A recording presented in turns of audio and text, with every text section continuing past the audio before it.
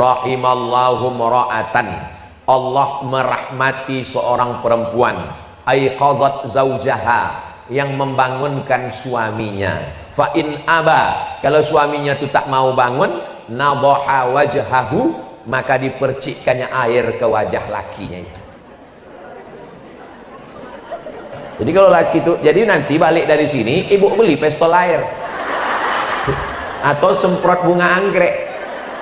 Bukan, ini kadang ada yang salah menerjemahkan hadis nih, nadhaha wajhahu, siramkanlah ke wajahnya. Bukan siramkan, nadhaha itu artinya percikkan. Bang, wake up my darling. Itu kalau nikahnya bulan Sya'ban kemarin. Tapi kalau udah anak 3, yang satu pula semester 5, nah, bangun bang, bangun nunggu imsak dah.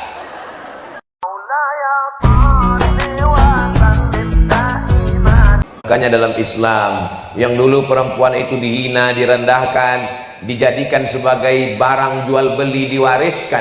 Begitu Islam datang, perempuan tak boleh dijual belikan, perempuan tak boleh diwariskan, malah perempuan mendapat harta warisan. Ini ibu-ibu ini dapat harta warisan semua, cuman syaratnya bapak itu meninggal. Tapi Pak Ustadz nggak sama bagiannya. Walakum nisfu ma taraka azwajukum illam yakul lahunna walad. Laki-laki dapat setengah harta, 50% kalau tak ada anak. Fa in kana lahunna waladun falakumur rubu'u. Kalau ada anak, laki-laki dapat 1/4. Walahunna rubu'u illam yakul lakum walad. Perempuan istri dapat 1/4 kalau ada anak. Kalau tak ada anak, fa in kana lakum waladun falahunna sumunu. Tapi kalau ada anak, perempuan 1/8. Tuh buktinya kami dapat sedikit Pak Ustadz. Laki-laki dapat banyak itu bukan kemuliaan. Laki-laki dapat banyak karena tanggung jawab laki-laki lebih besar. Yang menikahkan anak, walinya laki-laki apa perempuan? Laki-laki jadi wali. Yang menanggung belanja nafkah, laki-laki. Yang mengasih mahar, laki-laki. Jadi kalau Islam melebihkan laki-laki, bukan melecehkan perempuan, tapi karena tanggung jawab di pundak laki-laki lebih besar. Sekarang banyak laki-laki yang tak sanggup memikul tanggung jawab, tak sanggup jadi laki-laki, itulah mereka melambai macam perempuan. Dilaknat Allah. La'anallahul mutasyabbihin minar rijal bin nisa. Allah melaknat laki-laki yang menyerupai perempuan. Dulu ada laki-laki berinai laki-laki dibawa ke Nabi, tanya Nabi, kau laki-laki kenapa berinai? Lalu diasingkan. Kalau dulu waktu ada COVID kan diasingkan, orang kena COVID kan, apa namanya, diisolasi. Ini orang yang begini ini diisolasi, tempat isolasi COVID kemarin. Tak boleh dia bercampur dengan laki-laki normal. Kenapa? Karena barang busuk mempengaruhi barang yang bagus.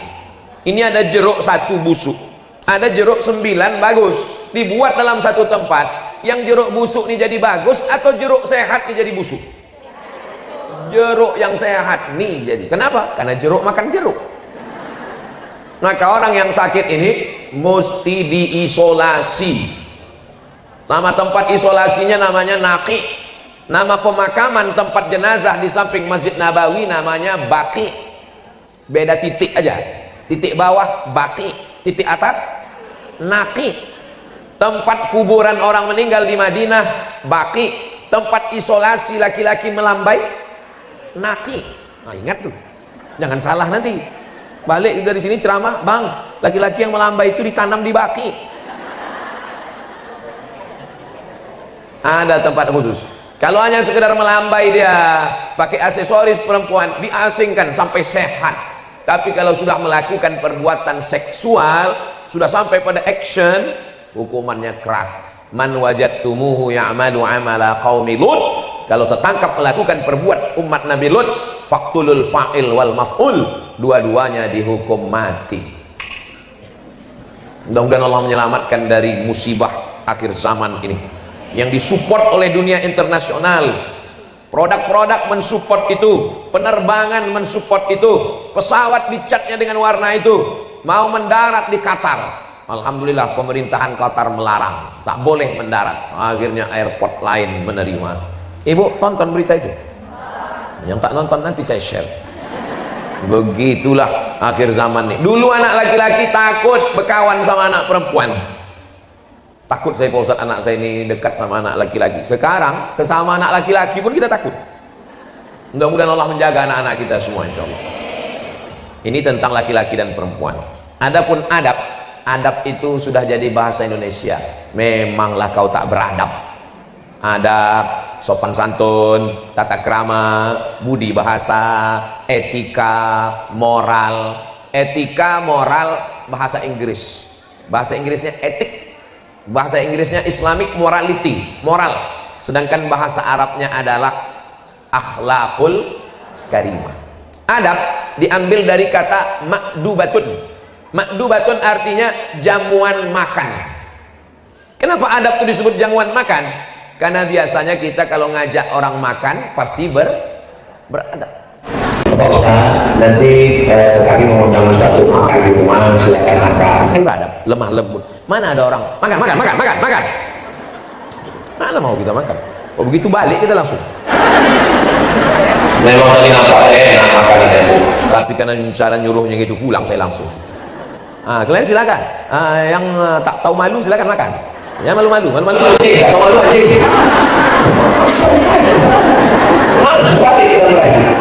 Jadi makna adab itu diambil dari bahasa Arab. Ma'dubatun artinya sopan santun, tata krama, mengundang makan. Ada di tengahnya itu sambal, ada ikan gulai, ada sotong, ada cumi, ada manisan, ada dessert, ada kolang kaling, ada macam semua. Dalam Islam ada tata kramanya. Tak boleh kita tangani jauh-jauh. Makanlah apa yang dekat. Kul mimma yalik. Apa yang dekat itulah makan. Pas yang dekat itu sambal belacan. Nasib lah. Alhamdulillah sekarang mejanya bisa berputar. Berputar. Meja itu tak berputar Pak Ustaz. Meja tak berputar. Asal diputar pas. Putar sekali lagi kangkung. Bapak itu asal undang ke situ, asal cumi saja. Pindah ke meja lain. Bapak Ibu yang dimuliakan Allah. Itu asal kata adab-adab. Mana yang lebih tinggi ilmu dengan adab? Al-adab fauqal ilmi. Lebih tinggi adab daripada ilmu. Ada budak ini pandai, cerdas, otaknya menangkap, ayatnya banyak, hadisnya banyak, hafalannya, tapi tak beradab. Ada yang satu nih hafalannya biasa aja, tapi beradab. Saya lebih mengutamakan orang beradab daripada berilmu. Makanya santri-santri yang mau dikeluarkan, Ustadz ini ada santri, saya tanya kenapa dia dikeluarkan? Karena tak mencapai target hafalan. Jangan keluarkan kalau karena hafalan. Mungkin akalnya kurang mampu. Kalau otaknya kurang mampu, kita bawa ke Batam, kasih makan otak-otak. Kalau otak kurang menangkap bisa diperbaiki. Tapi kalau sudah kalah di adab, mencuri, cakap kasar, tak ada tata krama, sopan santun, nah ini tak bisa. Tak ada tawar menawar, tapi tetap ada SP1 surat peringatan, SP2, SP3, kelas khusus, tak juga mempan, apa boleh buat. Kalau diteruskan dia nanti bisa merusak buah-buah yang bagus, buah kotor nih mesti. Kalau sakit kaki orangnya tak dibunuh, tapi diamputasi. Yang buruk itu aja dipotong. Khuzma soba da'ma kadar. Ambil yang jernih, buang yang keruh. Nah ini adab-adab mau kita kaji lebih sempit lagi adab. Ini tak beretika ini. Etika itu dibuat manusia dan dia untuk waktu tertentu, untuk komunitas tertentu. Sedangkan adab itu umum dan dia datang dari Allah Subhanahu wa taala. Adab di Batam, adab di Mesir, adab di mana-mana sama. Kalau etika untuk komunitas tertentu, untuk waktu tertentu. Contohnya waktu saya naik pesawat kemarin, itu ada orang sangat beretika di pesawat. Silakan datang, kursinya nomor berapa, silakan duduk, itu seatbeltnya belum dipasang. Bapak mau minum apa? Mau minum teh manis apa teh kelar apa teh pahit? Mau teh manis, teh pucuk, teh daun apa teh dahan? Mau teh pucuk, mau dipoci apa airnya panas atau suam-suam kufu atau hangat-hangat sehangat hati aku ke kamu. Mati lah kita. Di pesawat tuh dia sangat ramah, sangat baik. Begitu pesawat mendarat di Hang Nadim Airport, turun ke bawah, berjumpa, hidungnya pun tak menyaut. Itu namanya etika, bukan adab. Karena memang begitu diterapkan oleh maskapai penerbangannya. Selama di atas itu memang dia mesti begitulah adab dia. Roknya mesti koyak. Memang udah begitu diatur. Ustaz kok tahu? Saya udah menunduk. Saya udah berusaha menunduk. Saya ini kan ustaz. Saya udah menunduk, berusaha didekatinya pula. Pas berdiri di depan saya. Apakah Bapak Ibu bersedia untuk mengatakan iya? Katanya. Astagfirullah. Paksa saya bilang iya. Apakah yang duduk di sini bersedia untuk mengatakan iya? Iya, kata saya. Saya tak tahu apa maksud iya. Bapak dan Ibu ini sedang berada di kursi yang paling berbahaya, kursi emergensi. Kalau nanti terjadi sesuatu, maukah membantu saya membuka pintu ini? Katanya. Kenapa lah saya diletakkan di kursi ini? Rupanya kursi emergensi tempat saya. Kalau terjadi musibah, akulah mati duluan. Matilah duluan sama bidadari tadi. Apa namanya? Oh, pramugari. Saya tahu, cuma ngetes ibu-ibunya aja. Jadi itu bukan adab, itu namanya etika. Ada namanya kode etik jurnalistik, tak boleh menyebut nama orang, pakai inisial. Ada namanya kode etik penerbangan di pesawat, itu bukan adab. Sedangkan adab yang kita bahas ini adalah adab menyeluruh, mau di airport, mau di pesawat, mau di rumah. Ini adab yang dibawa oleh Nabi Muhammad sallallahu alaihi wasallam. Kita awali dulu dari adab waktu malam bangun sahur. Rahimallahu mra'atan, Allah merahmati seorang perempuan, aiqazat zaujaha, yang membangunkan suaminya. Fa in aba, kalau suaminya itu tak mau bangun, nadhaha wajhahu, maka dipercikkannya air ke wajah lakinya itu. Jadi kalau laki itu, jadi nanti balik dari sini ibu beli pistol air atau semprot bunga anggrek. Bukan, ini kadang ada yang salah menerjemahkan hadis nih. Nadhaha wajahahu, siramkanlah ke wajahnya. Bukan siramkan. Nadhaha itu artinya percikkan. Bang, wake up my darling. Itu kalau nikahnya bulan Sya'ban kemarin. Tapi kalau udah anak 3, yang satu pula semester 5. Nah, bangun bang, bangun. Nunggu imsak dah. Tapi hadis ini dipotong Ustadz Somad supaya sesuai judul. Pangkal hadisnya itu rahimallahu mara'an aiqadha zaujahu. Beruntunglah orang mendapat rahmat Allah karena suami itu duluan membangunkan istrinya. Jadi aslinya suami itu duluan membangunkan istrinya. Tapi kalau tidak, ibu membangunkan suami, dapat pahala yang sama. Itulah untungnya kalau suaminya sama ngaji, sama ustadznya. Kalau tak sama, nanti begitu dibangunkan, surga kau untuk kau, urus saja surga kau, dan urus urusan. Aku mau masuk neraka, mau apa, bukan urusan kau. Surga kau di sini letaknya. Ini penting. Nah, walaupun bapak itu tak datang, tapi saya yakin dia sedang menonton streaming ini. Mungkin dia sedang sibuk, nanti pulang dia akan bisa menonton ulangnya di channel Ustadz Abdul Somad Official. Subscribe, like, share, and comment. Jadi adab seorang istri membangunkan suaminya. Sampai kalau dia susah bangunnya, ada model laki-laki itu susah bangun, payah membedakan antara tidur sama sakaratul maut.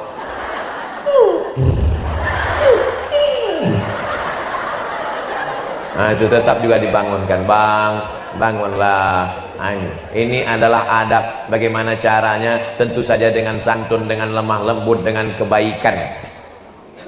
Di balik laki-laki yang sukses ada perempuan yang luar biasa, ibunya atau istrinya.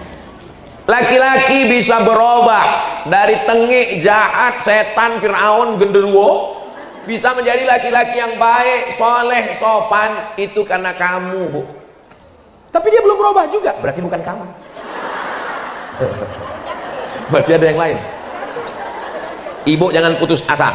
Saya tausiah di tempat, tak boleh sebut, ini kode etik. Bapak nih pakai celana jeans, celananya aja jeans, bayangkan itu. Tentu bajunya hantu. Saya ini orangnya jahat Pak Ustadz, saya ini preman tengik, tak peduli sama Ustadz, tak peduli sama ceramah, saya tak mau tahu itu dengan agama. Yang penting saya dapat duit, yang penting saya senang. Dalam hati saya, ini pasti taubatnya karena tausiah saya. Ini saya udah tahu endingnya nanti gara-gara ceramah Ustadz lah. Terus gimana ceritanya Bapak taubat? Istri saya Pak Ustadz. Oh bukan aku. Istri saya Pak. Istri Bapak ustazah? Enggak Pak Ustadz. Dia perempuan biasa, ibu rumah tangga. Jadi gimana dia buat Bapak tobat? Pas mau tidur malam dibilangnya, cuman 5 kata aja Pak Ustadz. Nanti kalau abang mati gimana? Terngiang di telinga saya Pak Ustadz. Sampai tengah malam, kalau abang mati gimana?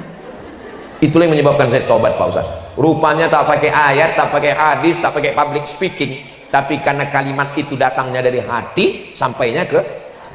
Tapi kalau cuma dari mulut, sampainya ke. Itulah dia MLM, multi level marketing. Ibu bukan ustazah, ibu bukan muallimah, ibu tak tamat pesantren, ibu perempuan biasa, ibu rumah tangga, tapi hati yang tulus ikhlas karena Allah Subhanahu wa taala masuk ke dalam hati. Saya dulu sekolah di Medan. Nama ustadz kami namanya Doktorandus Ustadz Doktorandus Haji Nizar Syarif, sudah meninggal. Allah maghfirlahu warhamhu wa'afi. Dia bercerita tentang bagaimana hebatnya perempuan solihah di Madrasah Muallimin Al-Wasliyah, Jalan Sisingamangaraja, Simpang Marendal. Saya di situ belajar dari tahun 90 sampai 95. Ada seorang laki-laki, dia mau membunuh bininya. Bagaimana caranya? Dimasukkannya ular berbisa di dalam tempat beras. Dulu menyimpan beras itu di dalam tanah liat. Apa namanya itu? Terserahlah mau gentong, mau guci, tak usah berkelahi gara-gara ini. Kabarnya guci udah jadi tas pula. Dimasukkannya ular berbisa ke dalam supaya waktu bininya nanti mengambil beras dipatok ular, tuh mati. Selesai masalah kan? Kan ini masalah nih kata dia. Jadi diletakkannya lah ular berbisa di dalam guci tempat beras tadi. Istrinya ini taat betul sama suaminya. Kata suaminya, kau apapun yang kau lakukan ucapkan bismillah. Dia asal memacak bismillah, mau menggulai bismillah, taat betul bismillah. Termasuklah waktu mau mengambil beras tadi, apa kata dia? Bismillah. Pas mau mengambil beras terkejut dia. Kenapa? Apa namanya? Hah? Ini kaleng susu mau mengambil ini, kenapa pula beras nih besar berat, dipegangnya berubah ular berbisa itu jadi emas. Karena tapi jangan nanti pas baru balik gini-gini. Ini kenapa? Kata Ustaz tadi berubah, ini kenapa tak berubah? Saking patuhnya dia berubah jadi emas, terkejut dia. Bang, kata abang kan bismillah, apa bismillah ya? Kenapa ada pula emas, ular emas di dalam?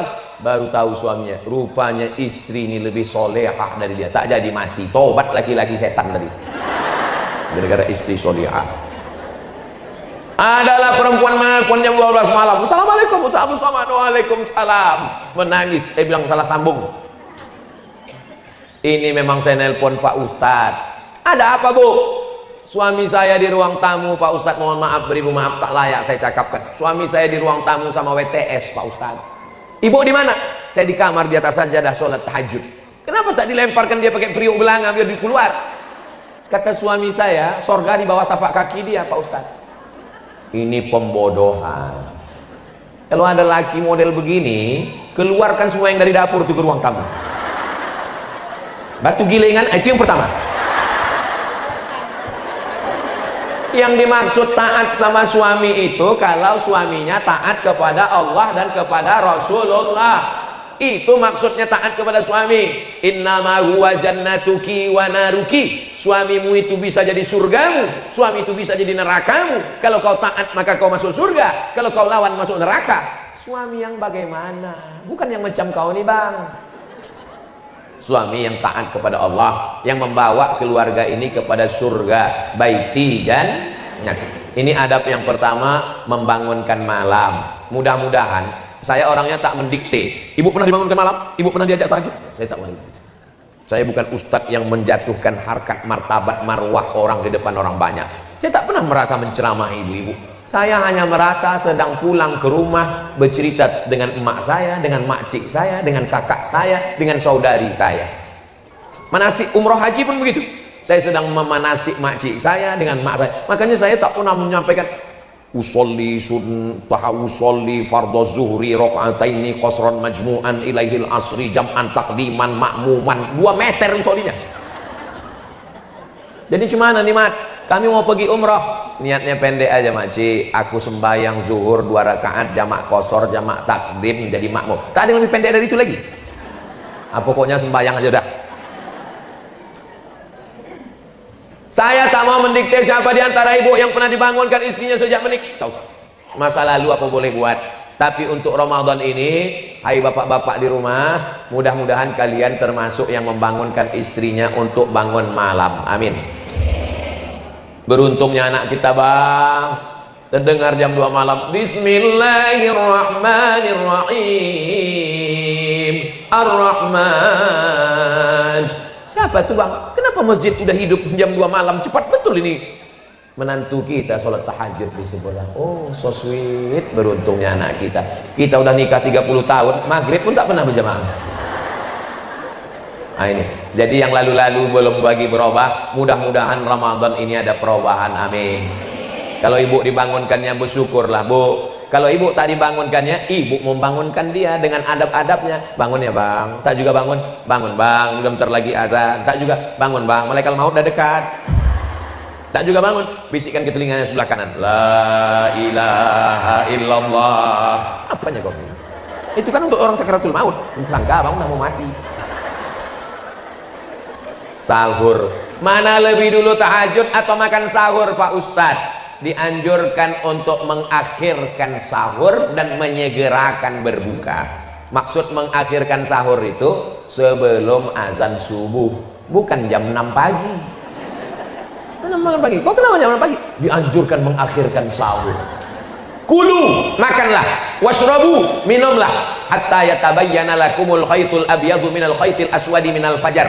Sampai fajar terbit, maksudnya azan subuh. Jadi kalau azan subuh di Batam jam 5 kurang 15, imsak 10 menit sebelum itu 5 kurang 25, maka sebelum itu bersahur. Jadi bangun malam itu apa dulu? Sholat sunat wudhu. Kenapa sholat sunat wudhu? Karena Nabi memanggil Bilal, kedengar suara selop sendalmu di surga. Apa amal kau Bilal? Aku tak pernah meninggalkan 2 rakaat setelah usolli sunnatal wudu. Habis itu sholat sunat taubat, bukan tauco. Ini mentang-mentang mau puasa nih kuliner. Saya sudah dapat tadi WhatsApp, tak siapa yang mengirim menu buka puasa 30 hari. Bagus apa tak bagus?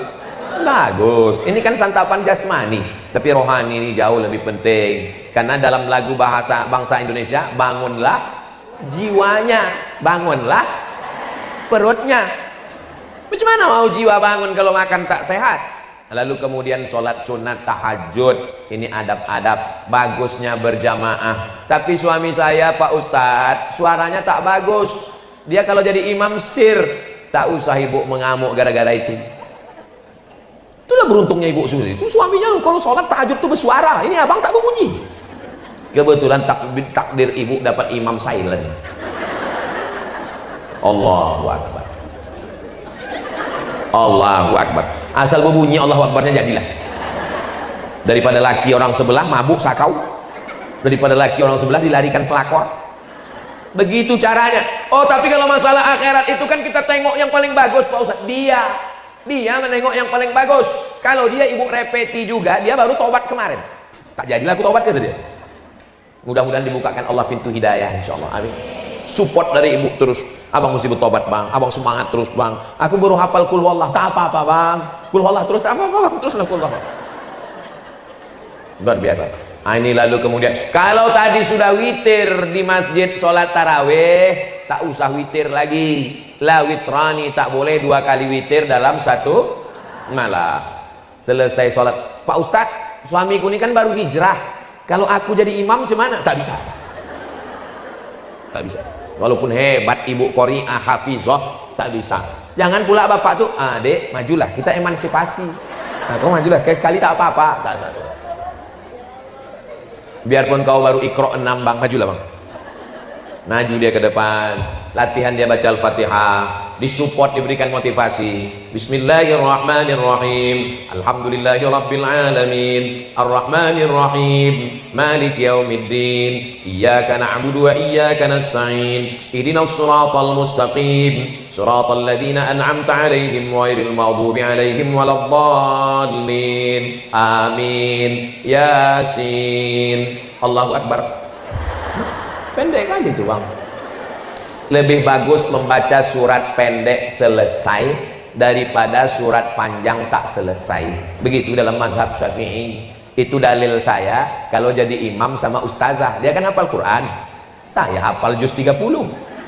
Nah, jadi kok ditanya kenapa ayatnya pendek, lebih bagus surat pendek selesai daripada ambil tengah tak selesai.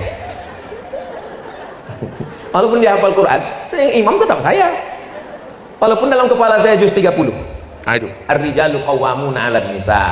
Lalu kemudian setelah sholat sunat masih ada waktu berzikir. Mungkin setelah sholat itu ibu sibuk pula memasak. Kalau kami tak berjamaah Pak Ustadz, afdal berjamaah. Kalau saya sholat duluan karena saya mau memasak, sekali-sekali tak apa-apa. Kalau bapak itu duluan, kaedahnya berjamaah lebih afdal. Tidak berjamaah tetap melaksanakan sunnah.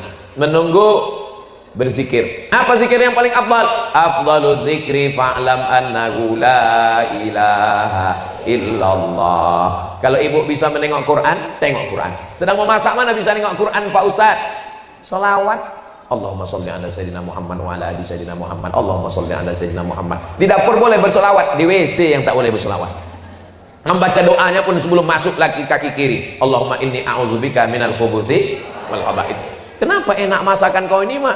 Apalagi kalau bukan karena solawat, apalagi kalau bukan karena zikir dan doa. Wa idza quri'al qur'anu fastami'u lahu wa ansitu la'allakum turhamun. Dibacakan Quran turunlah rahmat Allah. Maka yang paling sedang itu jam 3 bangun, sempat bersih mandi, sholat sunat wudu, sholat sunat taubat, sholat sunat tahajud, sholat sunat hajat, memasak, habis itu makan, menunggu azan subuh agak setengah jam, tempat berzikir, istighfar. Wabil asharihum yastaghfirun. Di waktu sahur yang paling bagus beristighfar. Berapa kali Pak Ustadz? Belilah tasbih. Ustadz kan saya tengok tak ada buat tasbih. Ini ada tasbih. Cantik tasbih Ustadz warna-warni, dikasih orang. Kasih orang kemarin di Tanjung Pinang, bertasbih astaghfirullahalazim, astaghfirullahalazim, astaghfirullahalazim, astaghfirullahalazim, astaghfirullahalazim, astaghfirullahalazim. Tetap ada makharijul hurufnya.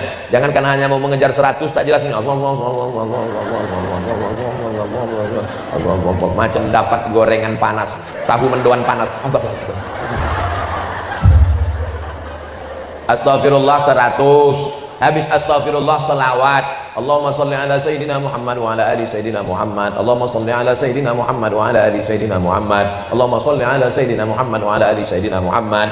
Habis itu afdalu dzikri fa'lam annahu la ilaha illallah, la ilaha illallah, la ilaha illallah, la ilaha illallah, la ilaha illallah. Tidak terlalu pelan. Astaghfirullah. Seminggu baru selesai. Subhanallah walhamdulillah wa la ilaha illallah. Subhanallah walhamdulillah. Berbunyi tit, imsak. Tengok-tengok juga jam, jangan asik berzikir. Dari mana datangnya imsak 10 menit ini? Itu hadisnya sahih dari Anas bin Malik yang serumah sama Nabi. Anas bin Malik, ya, Nabi itu menahan makan berapa lama sebelum azan? Dia agak-agak khamsina ayatan, 50 ayat. Setelah dihitung 50 ayat, baru paham. Rupanya 50 ayat ini kalau dibaca tak terlalu cepat, tak terlalu pelan, 10 menit. Itulah dasar imsak. Imsak tak ada di Maroko. 2 kali saya Ramadan di Maroko tak ada imsak. Kami makan aja terus, makan. Allahu Akbar, Allahu Akbar.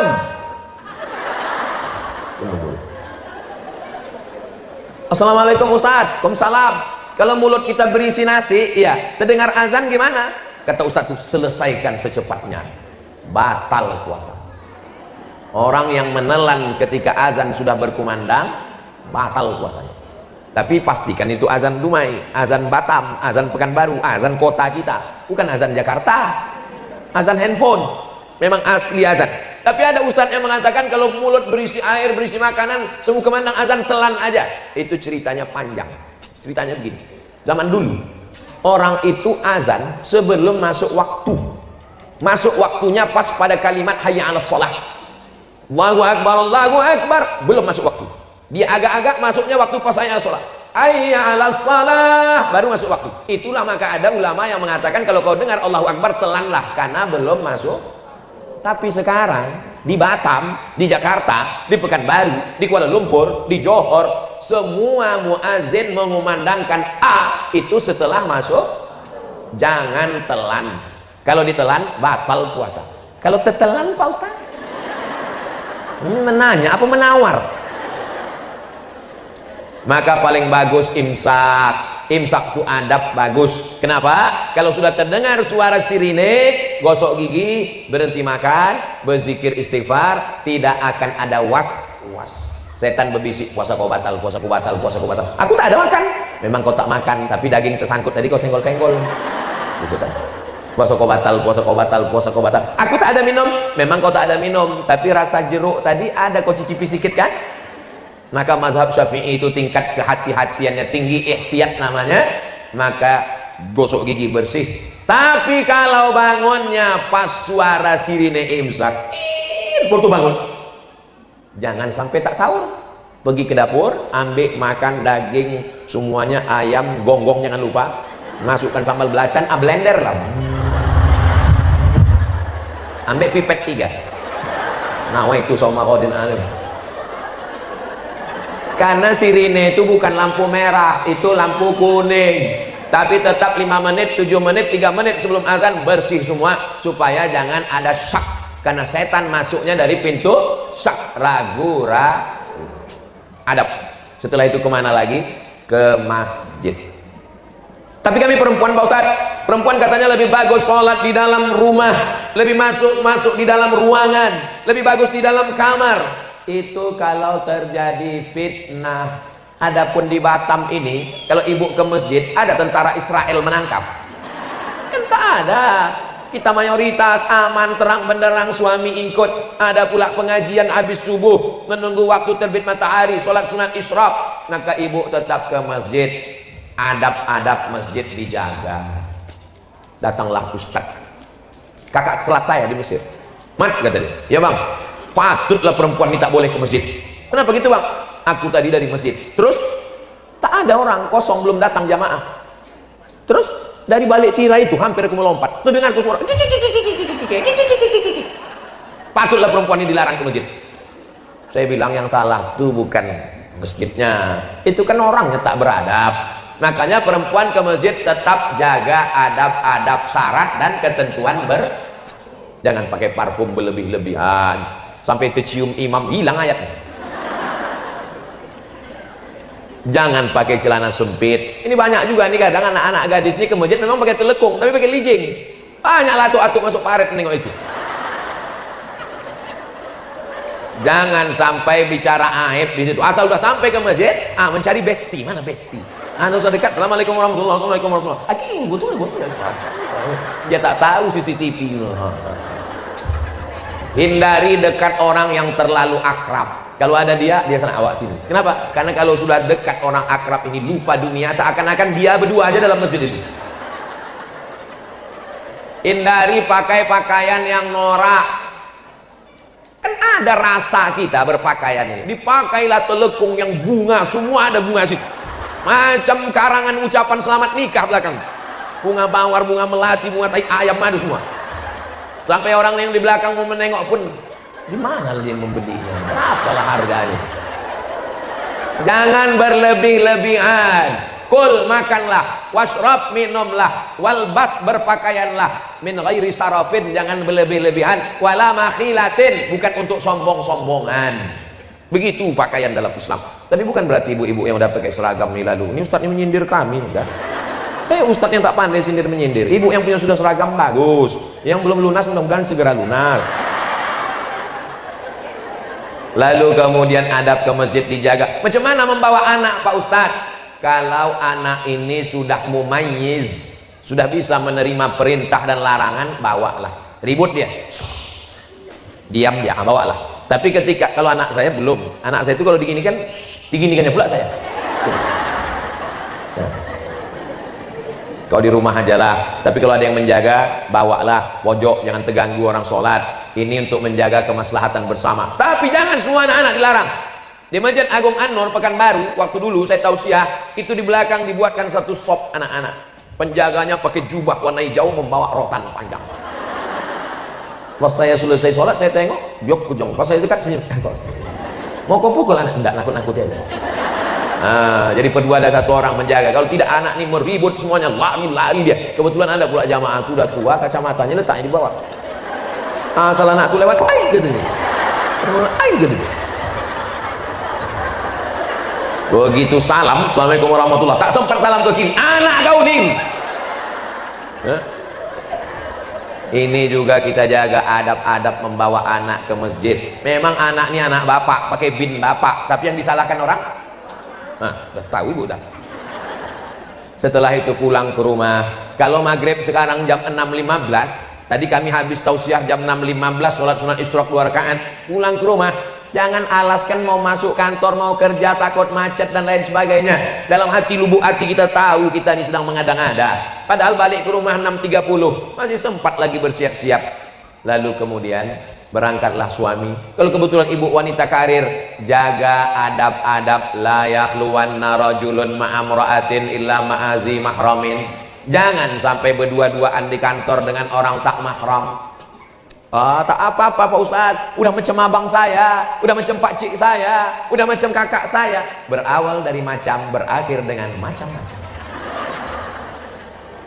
Setan kan dibelenggu Pak Ustadz. Kata Syekh Muhammad Mutawalli Sya'rawi, makna setan dibelenggu, kejahatan itu datang dari dua. Yang pertama dari diri sendiri, yang kedua datang dari godaan setan. Jadi kalau bulan Ramadan ada orang jahat, setan udah dibelenggu, berarti dari, kata setan, aku tak ada godaan gitu.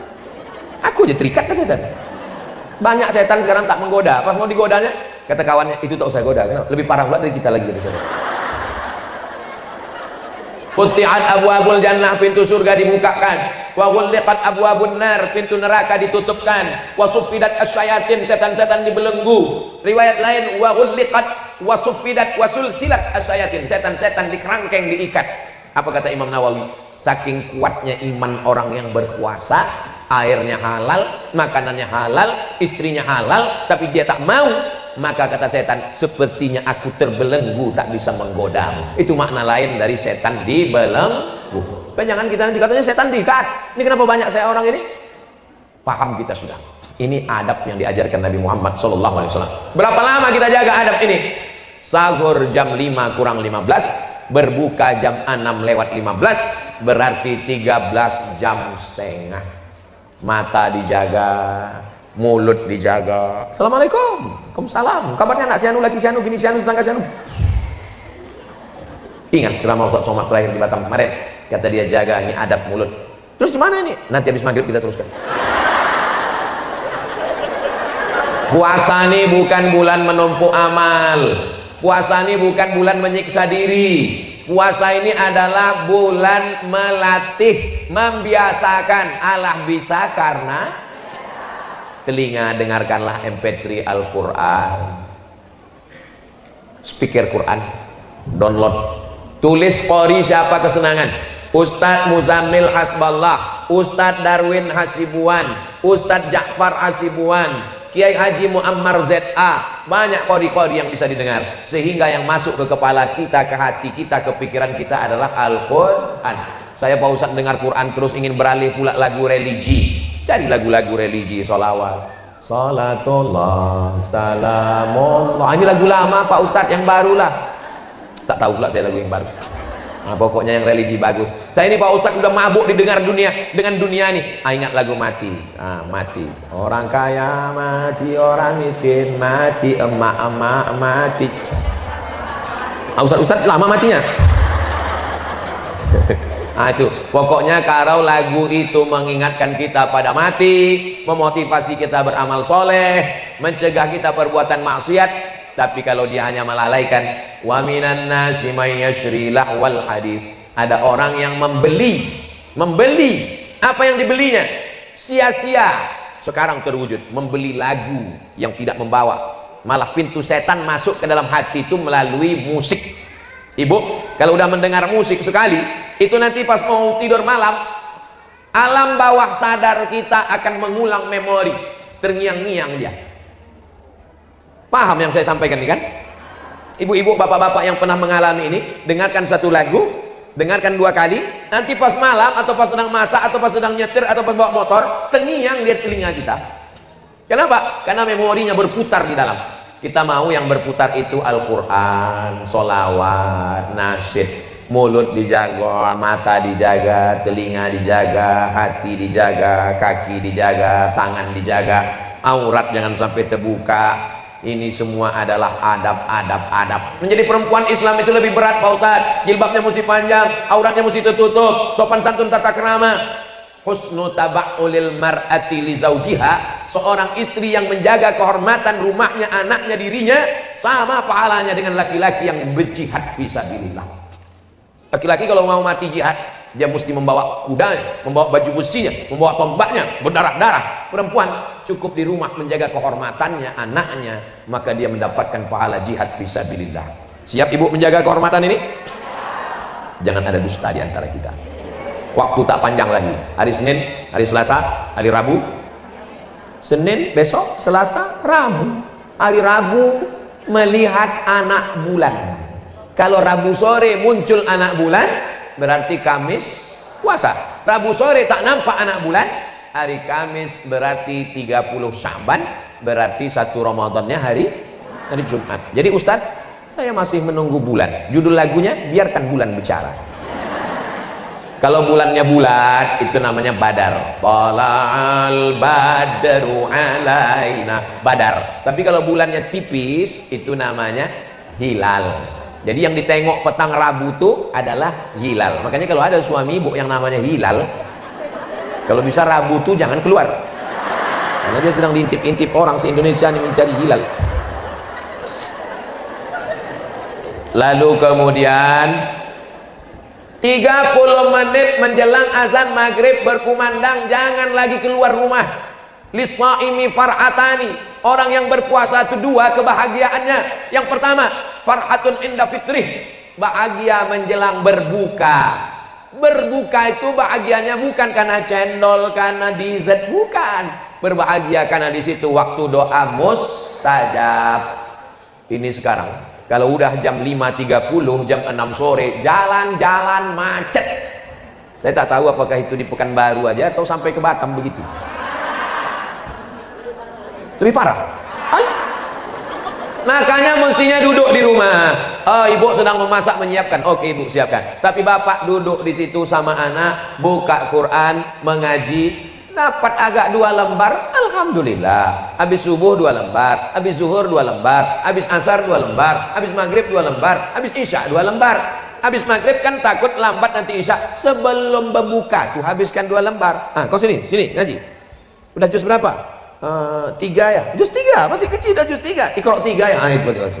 Kalau Iqra ayah bisa, kalau ngaji ini mak kau nanti. Ini duduk bersama. Waktu yang mustajab maghrib ini sekarang banyak orang demi berbuka bersama sampai tak sholat. Apa ini? Ini perbuatan tidak diridhoi Allah SWT. Bukber, alumni SD, alumni SMP, alumni SMA, sampai persatuan paguyuban, persatuan tetangga, 10 hari tak sholat maghrib gara-gara berbuka bersama. Bukan ajaran, bukan adab Islam. Tak datang dari mana ini? Sampai di situ ketawa cekikikan, ketemu teman SD. Kau dulu yang iya, kita kan sama. Laki kau mana? Itu yang kurus keri itu. Ganteng abang lagi. Ini kan sedang puasa. Tak ingat dia ini sedang menjaga adab-adab. Kalau dengan datang itu tersambung silaturahim, sunnah.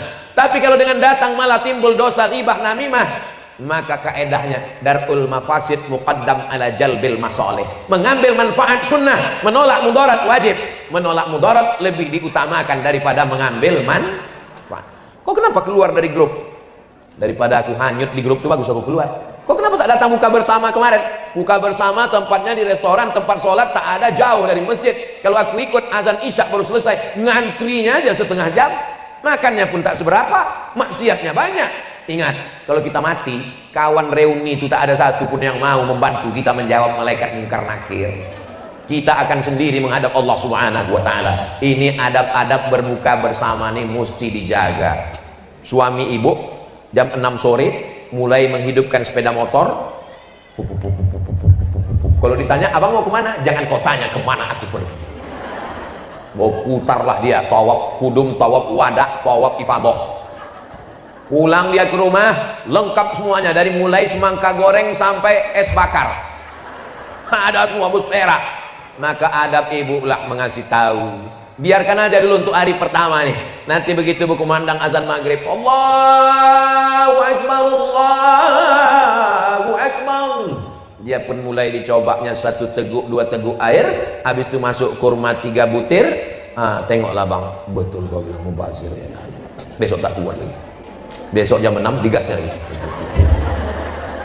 Mesti saling ingat mengingatkan. Jangan ibu pula mengajak dia. Ini orang udah keluar semua, kita aja yang di rumah ini. Ibu kan udah ngaji, Bu. Apa beda ibu yang udah mengaji dengan yang belum? Dia yang mengajak. Begitu keluar, duduk kita di sini, Bang. Rahmat Allah turun. Memang aku dulu tak senang dengan Ustaz Somad tuh. Tapi setelah istriku ini mengaji, ya Allah, berkurang belanja nih sedikit. Kalau memasak kolak di rumah 4 mangkuk, ibu, suami, anak 2, maka di bulan Ramadan masaklah 8 mangkuk. Untuk siapa yang 4 lagi nih Pak Ustadz? Antarkan anak yatim, fakir miskin, duafa, mahasiswa di masjid, anak merantau, ibnu sabil. Antarkan. Mengantar makanan tuh adabnya sebelum berbuka. Bukan kolak tuh lewat di sini jam 6.15, lewat di leher dia jam 12.15. Udah tak lalu lagi udah. Napas tuh udah setengah napasku pergi. Di sini udah. Kalau benganga dia nampak pisang di dalam. Udah tak lalu lagi. Pergi antarkan ke sana, antarkan ke sana. Dimakan anak yatim itulah kolak jam 11 malam. Masa makan aja lah nak, sedekah orang. Makan jam 12, jam 1 meninggal. Berdosa kita semua. Masuk dalam pendusta agama. Ara'aital ladzi yukadzibu biddin fadzalikal ladzi yad'ul. Jangan siapkan suami bu es banyak-banyak, karena tenggorokannya kering. Tenggorokan yang kering macam knalpot sepeda motor, siramkan es, mengelupas dia. Karena panas bercampur dengan dingin ekstrim. Makanya jam-jam 1 siang masukkan kurma dibelah-belah, disiram air panas atau susu, biarkan dia minuman kesukaan Nabi Shallallahu Alaihi Wasallam. Di Maroko, di Mesir begitu, belah-belahkan kurma kering, masukkan ke dalam gelas, siramkan air panas atau susu, nanti bercampur dia selama 6 jam. Tapi jangan campur kismis dengan itu, bisa nanti dia menjadi khamar, na'udzubillah. Kalau bisa berhari-hari, dilarang mencampur kalau niatnya untuk mabuk. Tapi kalau untuk makanan sebagian ulama membolehkan, lalu kemudian diminum, itu sehat, karena kita disuruh yang manis-manis. 1, 3, 5. Alhamdulillah Pak Ustadz, udah masuk 3, kenyang rasanya. 3 kurma, 3 kotak Pak Ustadz. Jangan banyak-banyak. Karena ketika sudah makan, Allahumma laka sumtu wa bika amantu ala rizkika aftartu bi rahmatika ya arhamar rahimin. Jangan pakai doa Allahumma laka sumtu. Ini hadisnya dhaif. Lalu yang sahih mana? Zahabaz zama'u wa batallatil uruq wa sabatal ajru. Itu pun dhaif juga. Sama-sama dhaif. Apa kata Syekh Ibnu Utsaimin, ulama Saudi Arabia? Allahumma laka sumtu, silakan pakai. Zahabaz zama'u, silakan pakai. Tak usah berkelahi gara-gara itu. Kadang orang berkelahi masalah doa ini, bukan Allahumma laka sumtu, zahabaz zama'u, bukan zahabaz zama'u, laka sumtu, sampai merah. Rupanya bukan karena doa itu, tapi karena lapar. Jangan banyak makan. Kalau banyak makan, susah menegakkan tulang belakang. Nanti sholat tarawih itu membungkuk aja. Asal tegak sikit, keluar kacang hijau. supaya kita mudah pergi ke masjid sholat tarawih, bawa keluarga semuanya. Ibu pun jaga adab-adab lagi. Sholat tarawih adabnya keluarnya witir. Habis witir baru keluar, dapat pahala qiyamul lail. Nanti ibu payah menjelaskan, menengok ada anak-anak bertanya, ma, ya ibu itu kok keluar? Oh mungkin ibu itu witirnya mau di rumah, padahal di rumah pun tak juga witir. Tanya, ibu mau witir tadi? Enggak, nampak kedua mangkuk aja tadi. Selesai witir baru pulang ke rumah, itu sunnah. Bagus qiyamul lailnya begitu. Kalau saya witir, payahlah saya nanti malam witir, Pak Ustadz. Kalau mau witir juga nanti malam bisa. Yang udah witir tadi mana bisa witir? Bisa. Witir itu kan 3 di masjid. Nanti malam pas mau tahajud, kalau mau witir lagi, sholat 1 rakaat menggenapkan witir yang 3 tadi. Kalau udah witir 1, pulang ke rumah tidur, bangun malam, sholat 1 rakaat menggenapkan yang witir tadi, maka witirnya jadi berapa?